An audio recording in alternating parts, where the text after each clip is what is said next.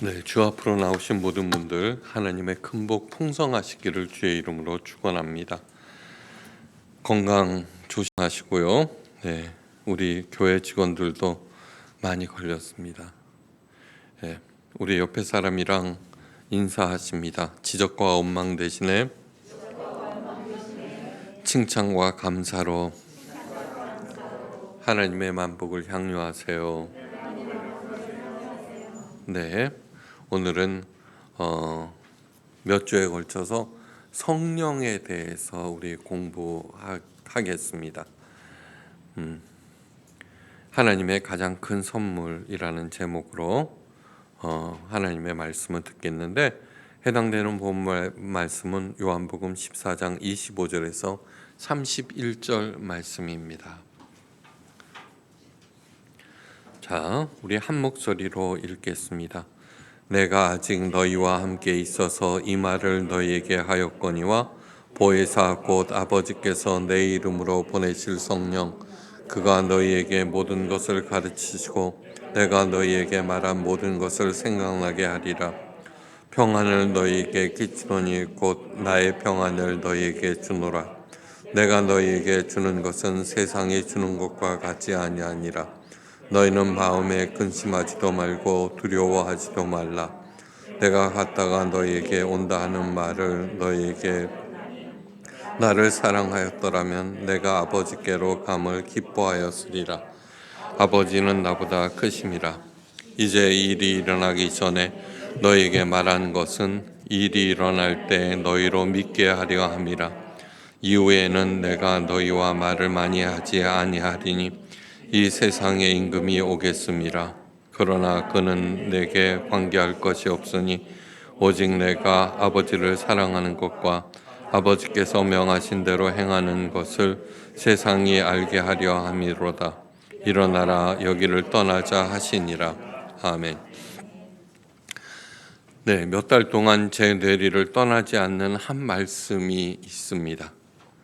내 백성을 위로하라는 이사야서 40장 1절 말씀입니다. 여기서 내 백성은 여호와의 백성을 말합니다. 이 말씀은 이사야 선지자에게 임한 말씀으로서 바벨론 포로 생활에 지칠 대로 지쳐서 심신이 피폐해진 이스라엘 백성을 위로하라는 하나님의 명령입니다. 우리들도 지금 3년째 코로나 포로 신세로 붙잡혀 있습니다. 힘든 나날을 보내고 있습니다. 모든 사람들이 다 어렵고 힘들지만 그 중에 가장 큰 위로와 격려가 필요한 사람들은 자영업을 하시는 분들과 우리들의 자녀인 청년들일 것입니다. 이들을 어떻게 위로할까? 어떻게 격려할까? 그동안 저는 예수님을 따르고 닮아 그리스도의 장성한 분량에 이르기까지 성장해야 한다. 그래서 당당한 하나님의 자녀가 되어야 한다고, 바로 이것이 기독교 신앙의 본질이라고 강조해 왔습니다. 제 자신도 그렇게 하려고 애를 썼습니다. 그런데 어느 날 지쳐있는 제 자신을 보게 됩니다. 그 원인을 생각해 보니까 성장과 성숙은 큰 노력이 요구되는 숙제이기 때문입니다. 그죠? 자라나야 하는 거. 또한 남을 위로하는 것도 무엇보다도 큰 에너지가 필요합니다. 자신이 지쳐 있는데 남을 위로한다는 것은 말이 되지 않습니다. 무엇보다도 제 자신이 따뜻한 위로가 필요하다는 것을 깨닫게 되었습니다. 도망칠 궁리만 하던 저를 꿇어앉히는 한 말씀이 있었습니다. 보혜사 곧 아버지께서 내 이름으로 보내실 성령 그가 너희에게 모든 것을 가르치시고 내가 너희에게 말한 모든 것을 생각나게 하리라. 요한복음 14장 26절 말씀입니다. 이 말씀은 언제 하신 거냐 그러면은 십자가 고난과 죽음을 앞두고 제자들에게 하신 고별 설교 중에 핵심이 되는 말씀입니다. 지금 우리들은 마태복음을 통해서 예루살렘 입성을 눈앞에 둔 예수님까지 공부하였습니다. 이제 곧 종려주일, 그게 다가옵니다. 4월 셋째 주가 부활절이니까 지금 바로 예루살렘 성에 입성하시고 난 다음 제자들에게 행하신 고별 설교 중에 한 대목입니다. 이것이 그러니까 시기적으로 매우 적정하다는 뜻입니다. 보혜사 성령이라고 하셨습니다. 보혜사는 헬라어로 파라클레이토스라고 하는데 가까이 부르다, 내 곁으로 오너라, 그리고 초청하다, 위로하다라는 뜻입니다. 파라클레이토스. 그러니까 성령님은 뭐냐 그러면 우리를 가까이 불러서 위로하시고 격려하시는, 힘주시는 분이라는 것이 가장 기본적인 뜻입니다. 영어로는 보혜사를 컴포터라고 합니다. 컴포터라고 하는 것은 위로자라는 뜻인데, 컴포트하다, 위로하다. 곁을 의미하는 라틴어 컴과 곁, 함께라는 뜻입니다. come together 할 때 come 그러면은 곁에 두다, 가까이 두다, 옆에 두다라고 하는 come와 힘을 의미하는 라틴어 fortis가 합해진 말입니다. 그러니까 곁에서 힘주는 사람이 보혜사입니다. 보혜사 성령님은 내 곁에서 나와 가장 가까운 곳에서, 그 누구보다도 가까운 곳에서 내게 힘주시는 분, 격려하고 위로하시는 분입니다. 그런데 성령님께서 어떻게 위로하실까요? 우리를. 성령님의 이 위로 방법은 우리의 마음 깊이 아로새겨야 하는 너무너무 중요한 것입니다. 성령님께서 앞길을 활짝 열어주시거나 필요한 건강과 부를 주시는 것이 절대 아닙니다. 그렇게 해서 위로하시는 분이 아닙니다. 그분께서 위로하시는 것은 어떤 어렵고 깜깜한 혼돈의 시대에서도 하나님의 자녀들에게 모든 것을 가르치신다 그랬습니다. 모든 것을 가르치신다.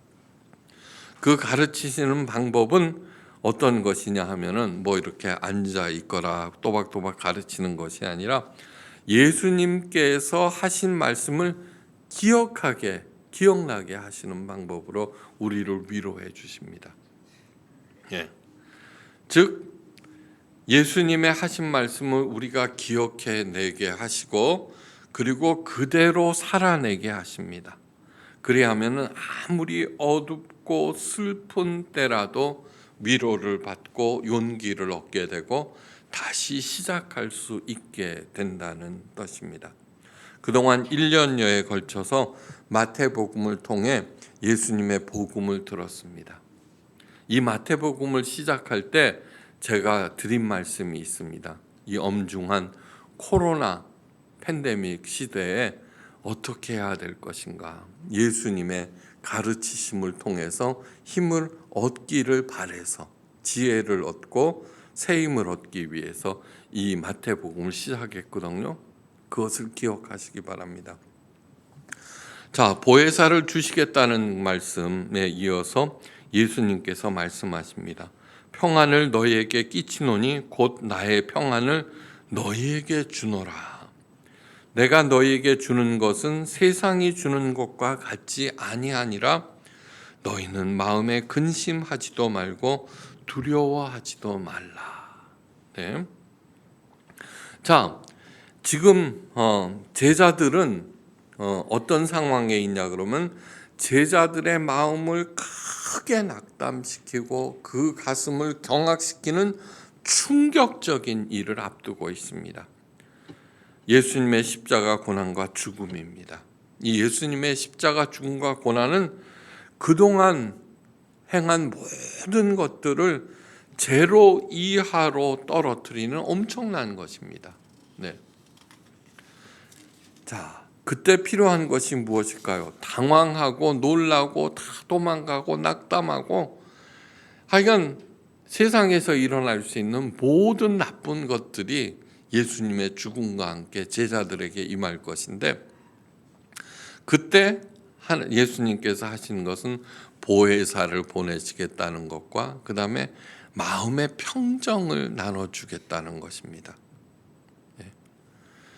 이것이 예수님께서 주시겠다는 것입니다. 이 평정이 무엇일까? 평안을 너에게 끼치노니, 이 평안은 우리 교회에서 가장 유명한 에이레네입니다. 헬라어로 에이레네. 에이레네를 잊지 마셔야 됩니다. 왜냐하면은 우리가 살아가면서 수많은 어려운 일, 당황스러운 일, 경악스러운 일을 만날 텐데 그때 필요한 것이 바로 에이레네이기 때문입니다. 제일 먼저 해야 할 일은 하나님과 하나가 됩니다. 에이레네의 첫 번째 뜻입니다. 하나님과 하나가 될 때 그럴 때 마음의 평정이 생깁니다. 안식이 생깁니다.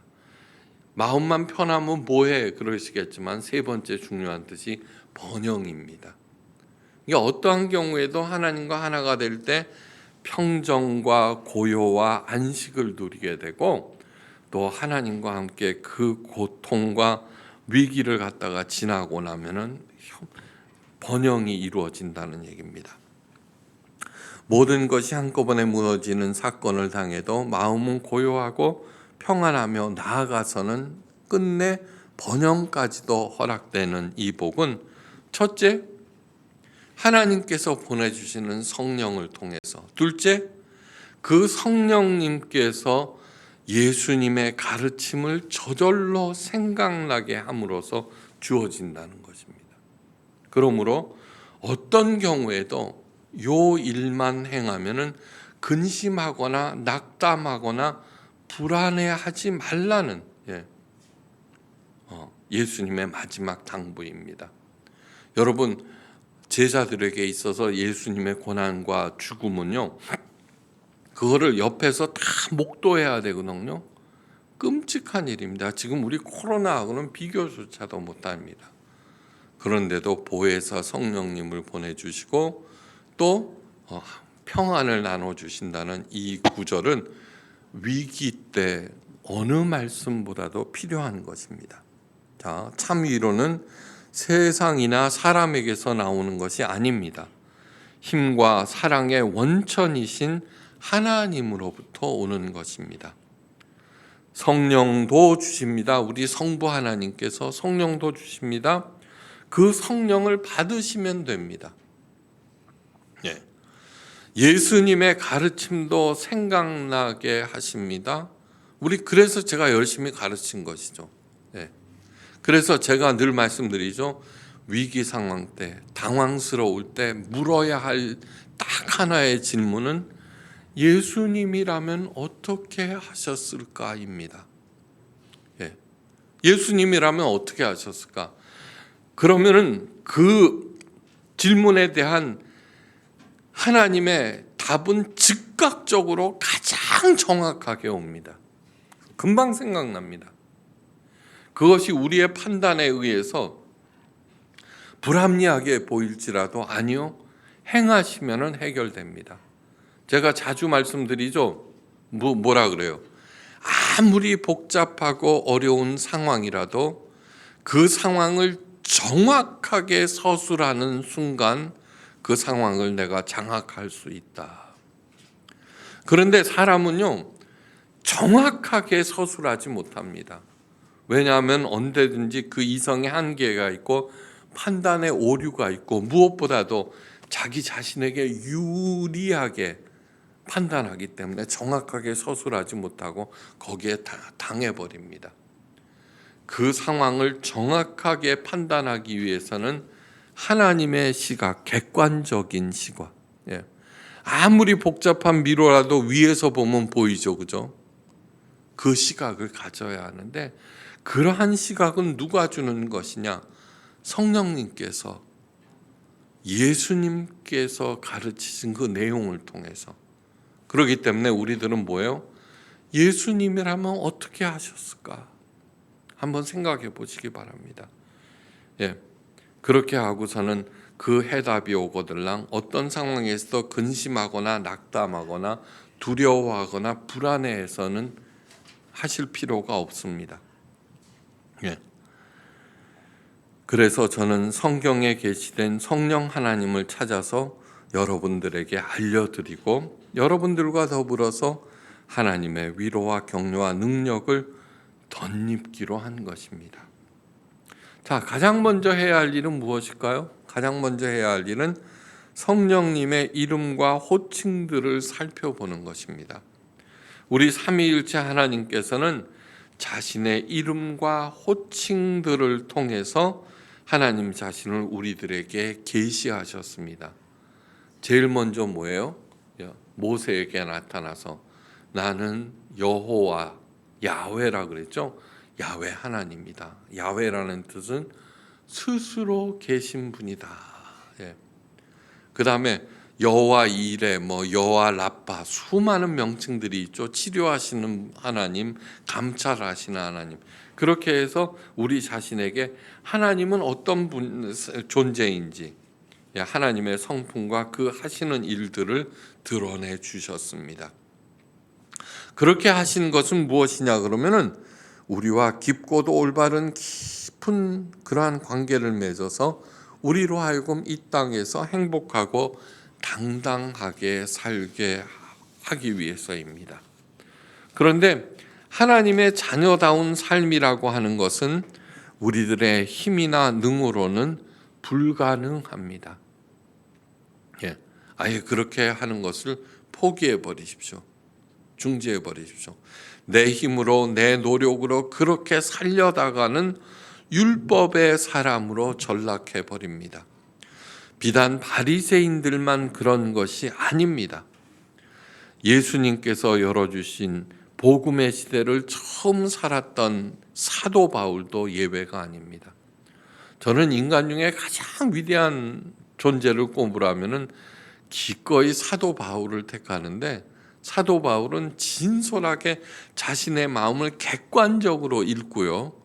그것을 솔직하게 정직하게 성경에다 기술했기 때문에 그의 심리 상태가 얼마나 어떻게 변하는지 잘 알게 됩니다.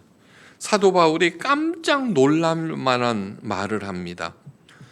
원하는 바 선을 행치 아니하고 이미 사도 바울이 이 글을 썼을 때가 언제냐 그러면 다메섹 도상에서 부활하신 예수님을 만나서 회심한 후입니다. 아라비아에 가서 오랫동안 묵상과 또 독서를 통해서 예수님의 사도가 그 직을 맡기로 결심하고 난 다음에 한 얘기입니다. 로마서 7장 19절의 말씀입니다. 원하는 바 선을 행치 아니하고 도리어 원하지 않는 악을 행하며 죄의 법에 사로잡혀 나는 질질 끌려가고 가는구나. 그렇게 그런 자신을 보면서 오호라 나는 곤고한 사람이로다. 이 사망의 몸에서 누가 나를 건져내려고 로마서 7장 23절에서 장탄식을 합니다. 다시 말씀드립니다. 이미 다메섹 도상에서 예수님을 만나고 난 뒤에 한 얘기입니다. 바리새인으로 살았던 과거에 대한 탄식이 절대로 아닙니다. 회심 후에 자신의 상태를 정직하게 토로한 것입니다. 이 얘기는 뭐냐 그러면은 예수님의 구원의 사역을 내가 믿는다고 해서 구원에 이르는 것이 아님을 천명한 것입니다. 네. 예수님께서는 십자가에서 우리에게 구원의 문을 열어주셨고 우리가 그 문에 들어가서 하나님의 영광에 이르게 하시는 분은 따로 있다는 것입니다. 따로. 내가 아니라는 얘기입니다. 따로 있다는 것입니다. 예. 그 다른 분이 누구일까? 야곱의 우물가에서 예수님께서는 삶에 지칠 대로 지친 사마리아 여인에게 이렇게 말씀하십니다. 요한복음 4장 10절에 내가 만일 하나님의 선물과 또 내가 물을 달라 하는 이가 누구인 줄 알았다면은 내가 그에게 구하였을 것이요 그가 생수를 내게 주었으리라고 말합니다. 이어서 말씀하십니다. 나의 주는 물은 그곳에서 영생토록 솟아나는 샘물이 되리라. 네. 영원히 솟아나는 생수가 무엇이냐 하면은 바로 성령이십니다. 자, 여기 나옵니다. 만일 하나님의 선물, 하나님께서 주시는 선물이 무엇이고 또 물을 달라 하는 이가 누구인지, 누구죠? 예수님이죠. 즉 삼위일체 하나님을 네가 알았더라면 이라는 뜻입니다. 그리고 그 삼위일체 하나님께 구하였을 것이다. 뭐를? 생수를. 근데 그 생수가 무엇이냐? 영원히 솟아나는 생수가 바로 성령이라고 합니다. 예수님께서 말씀하십니다. 누구든지 목마르거든 내게 와서 마시라. 나를 믿는 자는 성경의 이름과 같이 그 배에 생수의 강이 흐르리라. 요한복음 7장 37절에서 38절 말씀. 이 말씀을 사도 요한이 부연 설명하는데 이는 그를 믿는 자의 받을 성령을 가리켜 말씀하신 것이다. 네. 성경을 통해서 스스로 계시하신 성령 하나님에 대한 말씀을 기쁨으로 받아들이시고 그분에게 내 자신을 맡기십시오. 그리하면 성령 하나님께서 영원히 마르지 않은 생수의 강을 내 심령 한가운데 흐르게 하신다는 약속입니다. 네. 부디 오늘도 내 안에서 역사하시는 성령님의 도우심을 확인하시고 그 도우심으로 이 힘든 시대를 능히 이기시고 복된 삶을 누리고 또 베푸시기를 주님의 이름으로 간절히 축원합니다.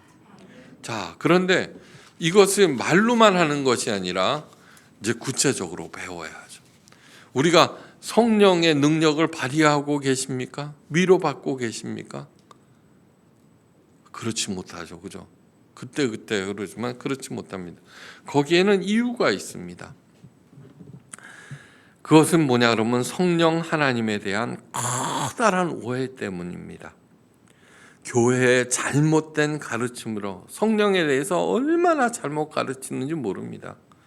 생긴 이 오해로 인해서 수많은 오류들이 발생하였고 오늘날 우리 하나님의 자녀들인 그리스도인들이 조롱의 대상이 되었고 주의 몸된 교회가 신뢰를 잃은 것도 이 오해로 인한 것이라 해도 틀린 말이 아닙니다. 여러분 보십시오. 성령 충만한 모습 우리들이 상상할 수 있죠. 근데 개그맨들이 기독교를 갖다가 이렇게 풍자할 때 뭐예요? 믿습니다. 그죠? 할렐루야.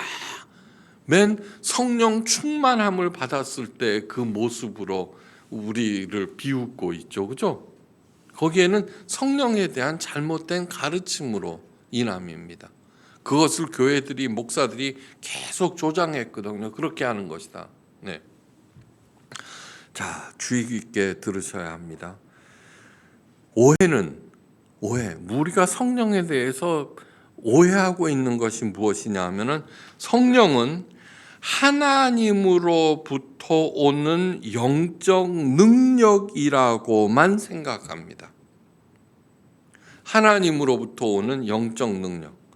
성령을 받으면은 어떤 특정한 능력이 생긴다면서 그 사람 말씀의 능력을 받았다. 기도의 능력을 받았다. 예언의 능력, 투시의 능력을 받았다. 치유의 능력을 받았다는 말로 다른 사람들과는 구별되는 종교 엘리트로 자타가 떠받들고 그죠? 스스로 하죠. 여러분 한번 가만히 생각해 보십시오. 성령의 능력을 받았다는 사람들이 행하는 행태를, 기도의 능력을 받았다. 무엇보다도 목사가 말씀의 능력을 받았다 그러면 그걸 팔고 다니죠. 그죠? 치유의 능력을 받았다는 사람 쳐놓고 제대로 정말 불쌍히 여겨서 마더 테레사 외에는 잘 보기 어렵습니다. 기도의 능력을 받았다고 요즘 교회에서 소위 기도하는 사람들 다 복제받습니다. 목사들이요, 요즘에 안수기도 하고서는 모교의 유명한 얘기입니다. 안수기도 해주는 대가가 1,000,000원입니다. 1,000,000원. 교회에다가 내는 줄 아십니까? 개인이 먹습니다. 개인이. 정말 말도 못합니다. 이런 것은 무엇이냐 하면은 신내림을 받아서 내가 능력이 있다, 작두 위에서 덩실덩실 춤추는 무당과 같은 기독교 무당이라고 할 수 있습니다. 예. 자기가 특별 은사를 툭씩 똑같습니다. 너무너무 잘못된 것입니다. 여기에 대한 분명한 인식을 가지셔야 됩니다.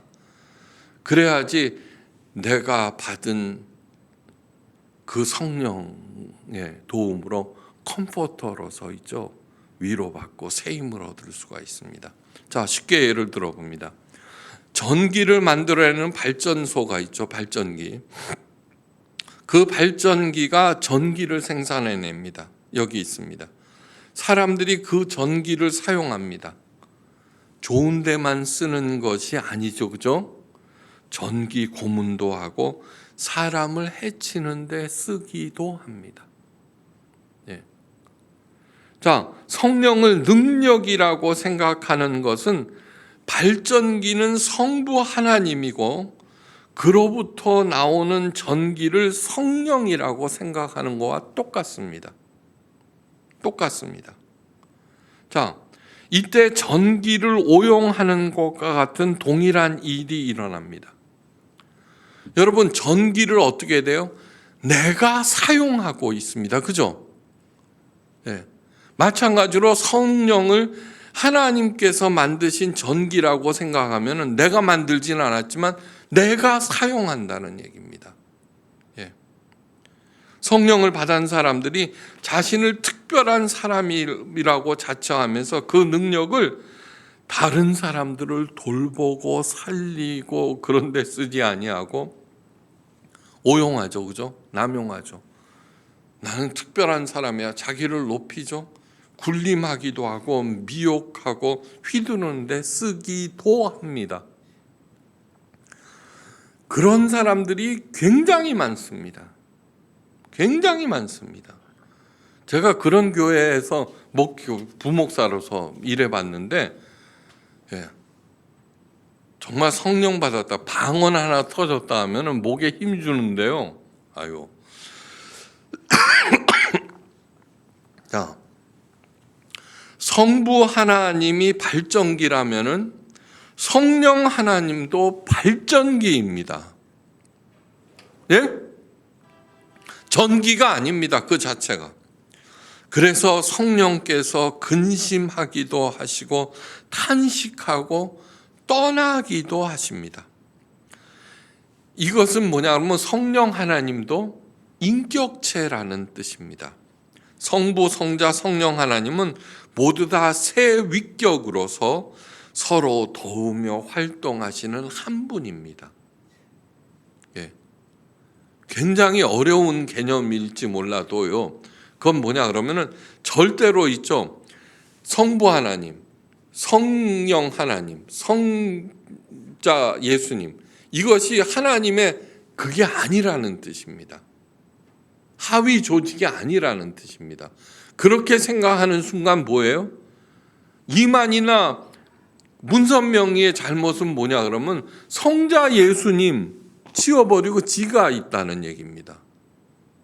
자기도 성부 하나님을 믿고 있다고 얘기합니다.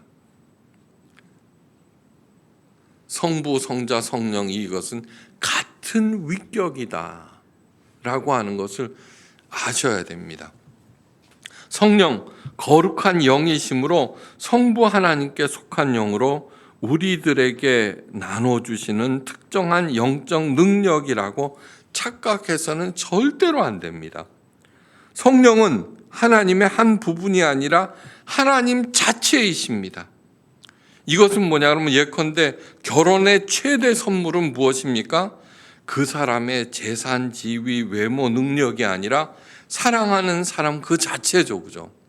성령도 마찬가지라는 얘기입니다.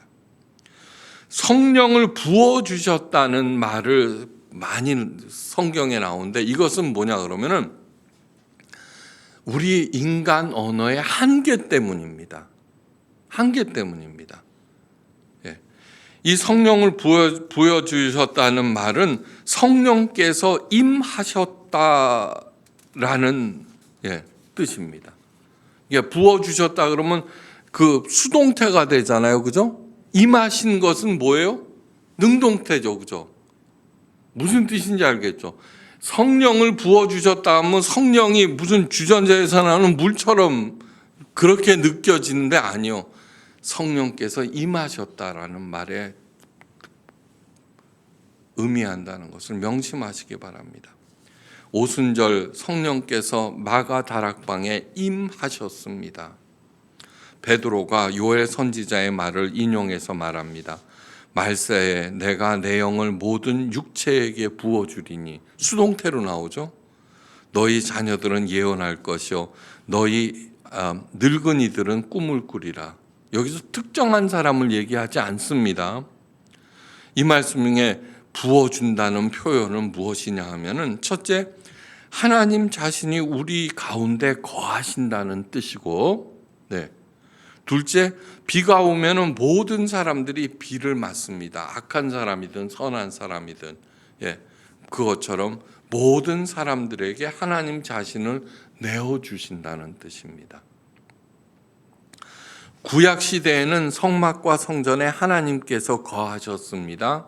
하나님은 우리 인간과 객관적으로 떨어져 계셨는데, 그런데 신약 시대 성령이 임재하고 나서는 어떻게 표현하느냐 그러면 내 자신이 하나님께서 거하시는 성전이라고 말합니다. 내 자신이.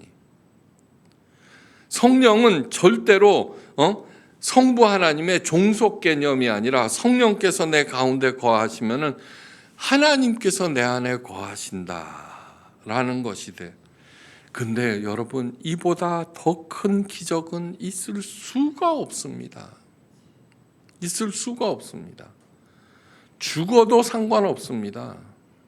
죽어도 상관없습니다. 여러분, 커다란 돌멩이가 그 조그만데 못 들어가죠. 그게 세상입니다. 그런데 나처럼 이 작은 여기에 그 어마무시한 하나님께서 거하신다는 것은 모두 다 성령 덕분입니다. 성령 덕분입니다. 다시 강조합니다. 성령 하나님은 성부 하나님의 일부가 아니라 삼위일체 하나님 중에 한 분이십니다.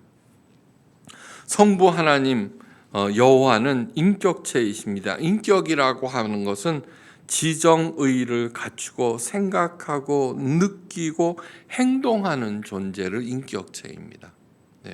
성령 하나님도 성부 하나님 성자 예수님과 동일하게 생각하시고 느끼시고 행동하십니다. 성경에 나옵니다. 성령을 근심하게 하지 말라. 그죠? 성령을 노엽게 하지 말라. 성령께서 떠나셨다. 인격체입니다. 자, 너무너무 중요한 사실입니다. 우리도 부족하고 연약하고 때로는 사악하지만 생각하고 느끼고 행동합니다. 그러기 때문에 우리를 뭐라 그래요? 하나님의 형상을 받았다고 말합니다.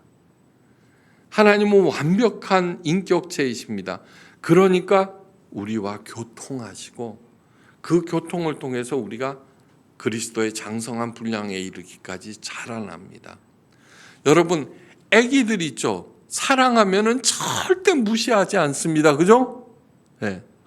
누구보다도 귀하게 여기고 그리고 그 교류를 가장 기뻐하죠. 그죠? 같은 것입니다. 사랑은. 우리가 사랑하지 않으니까 나보다 못한 사람을 무시하기도 하고 이렇게 하지만 진짜로 사랑하게 되면은 어릴수록 미숙할수록 더 이뻐하고 더 아끼죠. 그거와 똑같습니다. 하나님께서. 여기부터 성령님에 대한 올바른 이해가 시작되고 성령님께서 주시는 평안과 지혜와 능력을 제대로 받고 누리고 베풀 수가 있습니다. 여기서부터. 성령은 뭐예요? 인격체라고 하는 것. 예. 절대로 전기불 생각하십시오. 예? 그렇게 생각하니까 우리들이 갖고 노는 거예요. 전기를 갖고 놀듯이. 이것처럼 불손하고 이것처럼 벌 받을 짓이 어디 있는지 한번 생각해 보십시오. 진짜 성령을 받은 사람들은 점점 더 예수님을 닮아갑니다. 예수님처럼 생각하고 예수님처럼 느끼고 예수님처럼 행동합니다. 네. 제가 뭐 해주고 돈 받은 적 보셨습니까? 자기가 능력을 받았다고 생각하니까 신방해주고 신방비 받죠. 기도해주고 기도비 받죠. 한 번도 없습니다. 우리 교회에서 신방비 받았다가는 전부 다 해고입니다. 저까지 포함해서요. 왜요? 우리들은 성령을 제대로 받았고 그 성령으로 다른 사람들을 컴포트 해줄 책임이 있는 사람이기 때문입니다. 아멘입니다. 소위 성령을 받았다는 종교 엘리트들의 행태와 예수님의 삶을 한번 비교해 보십시오. 그가 진짜 성령을 받았는지 안 했는지 금방 판명이 납니다. 금방. 네. 컴포터입니다. 위로해 주는 사람, 살리는 사람. 그래서 사도 요한이 당부를 합니다. 사랑하는 자들아, 영을 다 믿지 말고 오직 영들이 하나님께 속하였나 시험하여라. 많은 거짓 선지자가 세상에 나왔음이니라. 다시 말해서 받은 바 성령을 자기 이득을 위해서 사용하고 자기 치부를 위해서 사용하는 것은 다 거짓 선지자라는 뜻입니다. 성령은 신앙의 액세서리가 절대로 아닙니다. 받아도 그만, 안 받아도 그만이 아니라 반드시 받으셔야 합니다. 사도 바울이 말합니다. 때가 참에 하나님이 그 아들을 보내사 여자에게 나게 하시고 율법 아래 나게 하신 것은 율법 아래 있는 자들을 속량하시고 우리로 자녀의 명분을 얻게 하려 하심이라. 너희가 자녀인 거로 하나님이 그 아들의 영을 우리 마음 가운데 보내사 아바 아버지라 부르게 하셨느니라. 갈라디아서 4장 4절에서 6절 말씀, 너무너무 중요한 말씀입니다. 이 말씀은 성령 하나님은 우리의 구원의 극치이자 완성임을 드러냅니다. 다시 말해서 성령 하나님 없이는 구원이 완성되지 않는다는 뜻입니다. 자, 여러분 잘 들어보시죠. 이 말씀에 갈라디아서 4장 4절에서 6절 말씀에 성부, 성자, 성령 하나님과 내가 등장합니다. 자, 보십시오. 때가 참에 하나님이 그 아들 예수를 보내사 여자에게 나시고 율법 아래 나게 하신 것은 율법 아래 있는 나를 속량하시고 나로 자녀의 명분을 얻게 하려 하심이라. 내가 자녀인 거로 하나님이 그 아들의 영 성령을 내 마음 가운데 보내사 아버지라 부르게 하셨느니라. 여러분, 성부 하나님이 내 아버지라는 사실을 믿습니까? 정말로 실제적으로 우리 아버지보다도 더 좋은 분으로 내게 다가오십니까? 그러면 성령을 받은 것입니다. 성령을 받으신 것입니다. 성부, 성자, 성령 하나님께서 타락한 나를 구원하시기 위해서 세 분이서 논의하십니다. 성부 하나님께서 내 사랑하는 자녀들이 죄로 인하여 사망에게 종노릇한다. 이 죄값을 대신 치르고 그들을 다시 하나님의 자녀로 살게 하자는 계획을 세우십니다. 성자 예수님께서는 알았습니다. 인간의 몸을 입고 이 땅에 오셔서 하나님 자녀의 삶을 가르치시고 십자가에서 내 죄값을 치르시고 다시 부활하셨습니다. 그렇게 예수님은 누구나 구원을 받고 영생과 하나님의 영광에 이르는 구원의 문을 활짝 열어주셨습니다. 그리고 승천하셔서 성부 하나님 우편에 앉으셨습니다.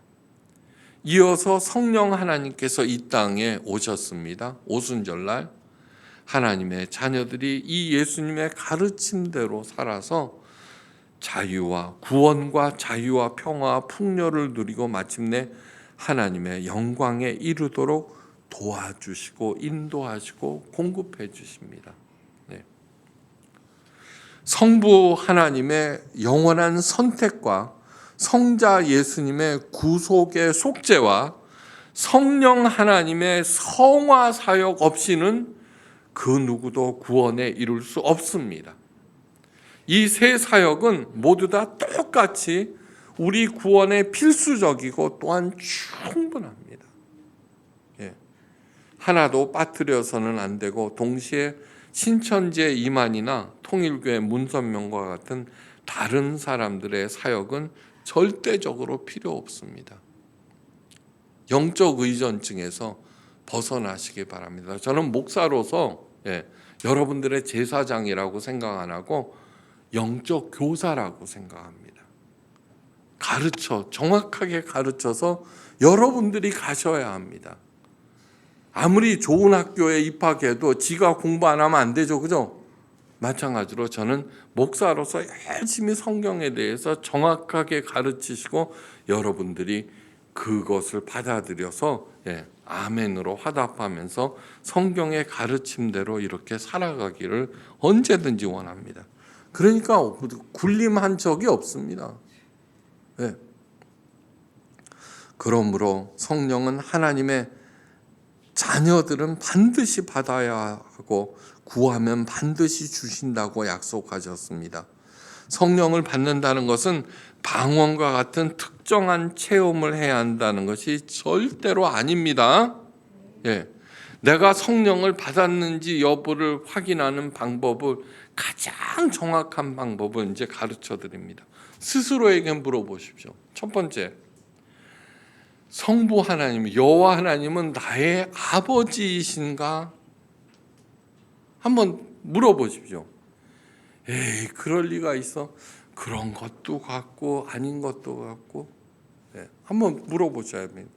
나는 예수 그리스도가 나의 유일한 구원자이시고 그분의 십자가 공로로 내가 죄사함을 받고 하나님의 자녀가 되었는가? 스스로에게 물어보십시오. 스스로에게.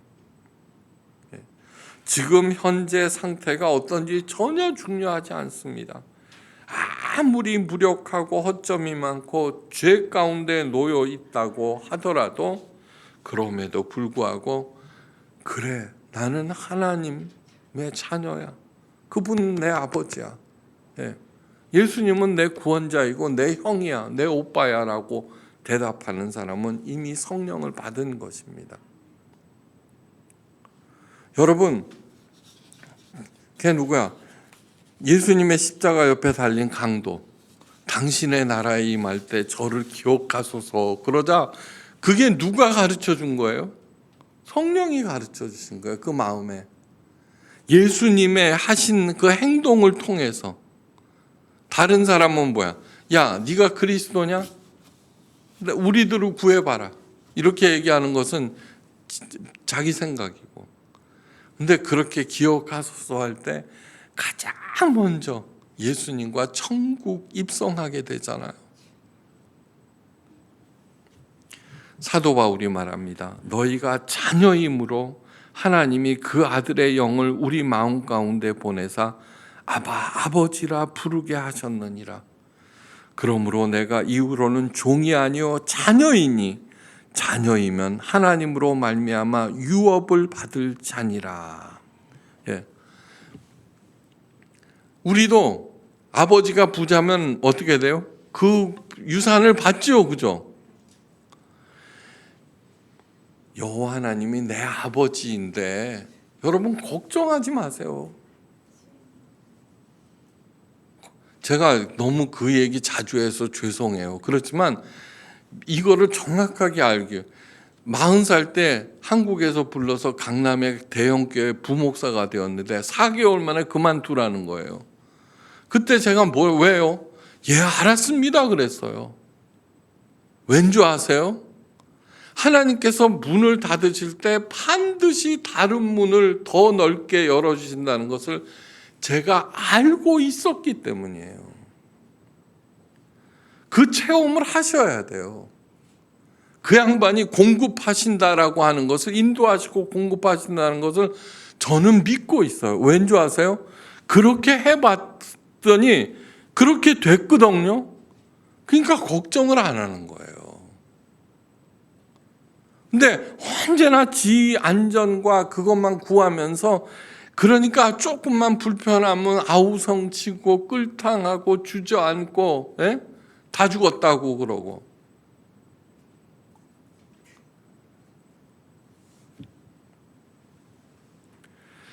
자녀이면은 반드시 그 아버지의 유업을 받는다라는 것, 그 말을 잊지 않으시기를 바랍니다. 예. 그런데 왜 나는 이토록 무기력하고 지쳐 있는가 하는 반문이 드는데, 이유는 두 가지입니다. 첫째는 내게 성령이 임하셨는지 모르고 있기 때문입니다. 이제는 아셨죠? 이제는 아셨죠? 그러면은 아직도 내가 하나님이 내 아버지신가 긴가민가 하는 사람들이 있죠, 그죠? 또 아닌 것처럼 또 앉아 계시네. 많아요. 그러면 어떻게 해요? 그걸 구해야 되는 거예요. 구하라 주실 것이요. 돈 달라 그런 게 아니라, 하나님, 제가 아직도 하나님께서 내 아버지 되심이 믿겨지지 않습니다. 믿게 해 주십시오. 믿게 해 주십시오. 그 기도를 응답 받을 때까지 하면은 어느 날 찾아오게 돼요. 성령 하나님께서. 거기서부터 시작하는 거예요. 산다는 게. 여러분, 제가 하나님을 가장 사랑하십시오라고 얘기하죠. 하나님을 가장 사랑하면은 사랑에 실패를 해도, 왜요? 내가 하나님을 사랑하니까. 부모님이 돌아가셔도, 왜요? 부모님보다 하나님을 더 사랑하니까. 별로 슬프지 않아요. 별로 배신감 느끼지 않아요. 그 양반을 가장 사랑하는데 죽는 게 왜 두렵겠어요? 가장 사랑하는 그 양반을 만나러 가는 건데. 사랑은 뭐라고 그랬어요? 내 마음을 주는 거라고 그랬어요. 그게 바로 임재 연습인 거예요. 그걸 하세요. 그러면 무서울 거, 두려울 거, 불안할 거 요만침도 없어요. 요만침도. 내게 성령이 임하셨는지 잘 모르고 있기 때문에 무기력합니다. 둘째는 그래서 내게 임하신 성령의 능력을 사용하지 못하기 때문입니다. 평생 건설 노동자로 힘겹게 살던 김상용 할아버지가 계셨는데, 고액의 재산서 고지서가 날라왔어요. 집도 없이 사는데. 화가 나서 세무서를 찾아갔어요. 이건 뭐야? 그랬더니 한 번도 뵌 적이 없는 조부께서, 할아버지께서 시골에 많은 땅을 남겨주신 거예요. 자기가 그런 땅이 있다는 걸 모르고서 살았어요. 왜요? 땅 주인 찾기 프로젝트가 시작되었기 때문이에요. 이미 성령께서 내게 임한 줄 모르는 사람은 무기력하게 무기력하게 사는 것은 김상용 할아버지보다도 훨씬 더 딱한 거예요. 그죠? 성부 하나님이 나의 아버지임을 인정되십니까? 그렇다면 나는 이미 성령을 받은 거예요. 걱정하지 마세요. 어떻게 내게 임한 삼위일체 하나님의 사랑과 능력과 지혜를 누릴 수 있을까? 이제 사랑하는 사람을 만났어요. 여러분, 사랑하는 사람 만나면 어떻게 돼요? 저절로 행복해지는 게 아니죠, 그죠? 맨 처음에는 그냥 그 뿅 가서 막 그렇게 하는데 그 다음에 이제 맞춰 나가야 되죠, 그죠? 참아야 될 거, 버려야 될 거, 뭐 그런 것들이 있어요. 그런데 하나님 사랑과 사람 사랑법은 똑같아요. 왜요? 인격체이기 때문에. 문제가 뭐냐 그러면은 하나님은 완벽한 인격체인데 사람은 아무리 똑똑하고 이쁘고 능력이 있어도 완벽하지 않기 때문에 티격태격 하는 거예요. 예수님께서 이렇게 말씀하세요. 예수님은 한점 너무 기가 막힌 분이에요. 아버지께서 나를 사랑하는 것 같이 나도 너희를 사랑하였으니 나의 사랑 안에 거하라. 그러면 어떻게 예수님의 사랑 안에 거하죠? 그래, 그것도 가르쳐 주세요. 내가 아버지의 계명을 지켜 그의 사랑 안에 거하는 것 같이 너희도 내 계명을 지키면 내 사랑 안에 거하리라. 계명을 지킨다는 거 딱딱하게 느껴지죠. 근데 여러분 보세요. 사랑하는 사람이 두 사람이 만났어요. 진짜로 사랑하면 저절로 상대방의 말을 듣게 되죠. 그죠? 네, 그게 계명이에요. 그러면서 예수님께서는 자신의 계명이 뭐냐 하면은 곧 내가 너희를 사랑한 것 같이 너희도 서로 사랑하라. 서로 사랑하라. 하나님 사랑과 뭐야? 인간 사랑은 똑같다는 것입니다. 방법은. 그러니까 제가 맨날 하나님을 사랑하십시오, 사랑하십시오 얘기하죠. 사랑은 뭐 하는 거예요? 사랑은 우리의 마음을 주는 거예요. 근데 사람한테 사랑을 줬다가는 배신당할 수도 있고 실망할 수도 있죠. 그런데 하나님은 완벽한 분이라서 내가 내 마음을 사랑을 주면 줄수록 그건 점점 완벽해져요. 여러분, 최고의 사랑 복이 뭔 줄 알아요?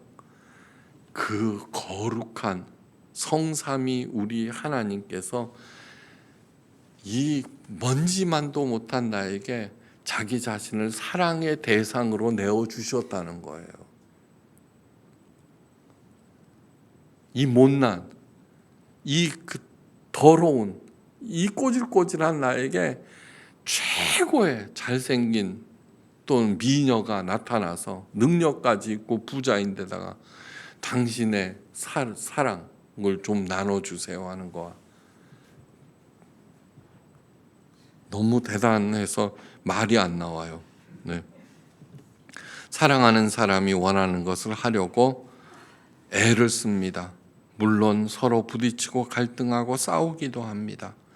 사람은 서로 다르고 상대적이기 때문입니다. 그런데 하나님은 절대적인 분입니다. 항상 그분이 옳습니다. 여러분, 절대적으로 옳은 존재, 절대적인 기준이 있다는 것 자체가 큰 축복입니다. 그죠? 네. 하나님이나 사람을 사랑할 때 어려움이 있습니다. 그러나 지나고 보면은 사랑의 관계가 유지 발전된다는 것 자체가 행복입니다. 그죠? 사랑을 유지하기 위한 노력보다도 그 사랑의 관계에서 오는 행복과 기쁨은 비교할 수가 없습니다. 비교할 수가. 네. 그래서 예수님께서 말씀하십니다. 내가 이것을 너희에게 이름은 내 기쁨이 너희 안에 있어 너희 기쁨을 충만하게 하려 함이라. 요한복음 15장 11절 말씀입니다. 고별 설교의 말씀입니다. 이것이 하나님을 가장 사랑하시기를 바랍니다. 그분께서 우리의 사랑의 대상으로 내어주셨다는 것 자체에 감사하면서 그분과 동행하면서 시혜와 때를 쫓아서 지혜와 능력을 공급받아 30배, 60배, 100배의 결실을 맺고 베풀고도 남음이 있기를 주의 이름으로 간절히 축원합니다. 기도하십니다. 하나님, 성삼위 우리 하나님을 알게 하시고 성령까지 보내주셔서 그 깊은 사랑 안에 우리의 자녀로서의 삶을 완성시키심을 감사합니다.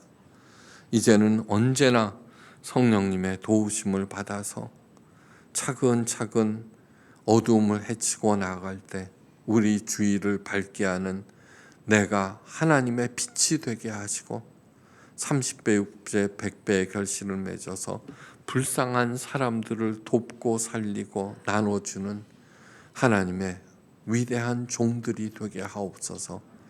머리 숙여 진심으로 감사드리며 모든 말씀 우리 주 예수 그리스도의 크신 이름으로 간절히 기도하옵나이다. 아멘.